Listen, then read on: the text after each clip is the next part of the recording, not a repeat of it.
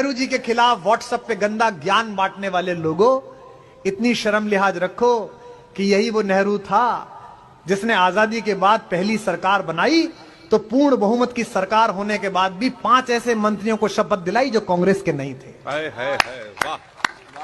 कानून के जानकार पूज्य बाबा साहब भीमराव अंबेडकर को कानून मंत्री बनाया, और यहां बैठे हो दक्षिण पंथ के लोग तो उनकी तालियां शायद इस बात पर मिलें, और आगे से बुराई करने से पहले सोचना, जिस नेहरू को गाली देते हो उसी नेहरू ने आपके सबसे बड़े पूर्वज, आपकी पार्टी के संस्थापक श्यामा प्रसाद मुखर्जी को कश्मीर मामलों का मंत्री बनाया। वाह वाह वाह वाह। और जब हम वियना में गए अपना पक्ष प्रस्तुत करने के लिए, तो पूर्ण बहुमत की सरकार के बाद भी नरसिंह राव ने अपनी पार्टी के किसी आदमी को नहीं भेजा।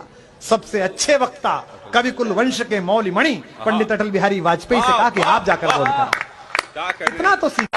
नेहरू जी का जन्मदिन था, सारे बड़े कवि आए हुए थे हिंदुस्तान के। बच्चन जी ने कवि गोष्ठी रखी थी, नागार्जुन आए हुए थे किसी संदर्भ में, नागार्जुन मिलने गए थे बच्चन जी से, तो इंदिरा जी उनको सुन चुकी थी शांति निकेतन में, इंदू कहते थे, तो इंदू जी बुलाने आई कवियों को कि भैया प्रोग्राम शुरू होने वाला, जैसे आपको हमको तबस्सुम जी कहने आई थी आइए।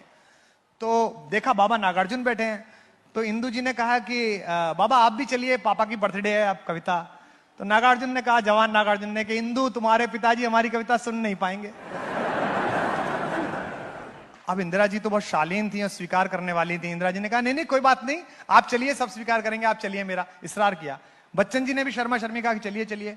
तो नागार्जुन गए और ताकत देखिए, हिंदुस्तान का इतना बड़ा मसीहा, आज के लोगों की तो क्या ताकत होगी, नेहरू के बारे में कुछ भी फैला लो आप यार, कुछ भी आप व्हाट्सएप यूनिवर्सिटी पे अपना सिलेबस भेजते रहो, कोई फर्क थोड़ी पड़ता है उससे। हिंदुस्तान की आजादी के आंखों को भाखड़ा नागल बांध और आईआईटी आईएम का ख्वाब देने वाला आदमी अगर आपको पसंद नहीं है तो ये आपकी दिक्कत है भाई, हमारी दिक्कत नहीं है। ये आपकी दिक्कत है।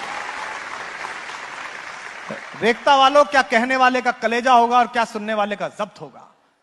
वो आदमी जिसे नासिर टीटो दोनों सलाम करते थे, वो आदमी जिसे अमेरिका और रूस अपने खेमे में लेना चाहते थे, वो आदमी जो गांधी का दत्तक पुत्र माना जाता था, वो आदमी जिसे प्रोफेसर लास्की प्यार करते थे, इकोनॉमिक्स के, लंदन कॉलेज ऑफ इकोनॉमिक्स के, उस आदमी को सामने बिठाकर एक नौजवान शायर नागार्जुन ने कविता पढ़ी, वतन बेचकर पंडित नेहरू फूले नहीं समाते हैं, फिर भी गांधी की समाधि पर झुक झुक फूल चढ़ाते हैं।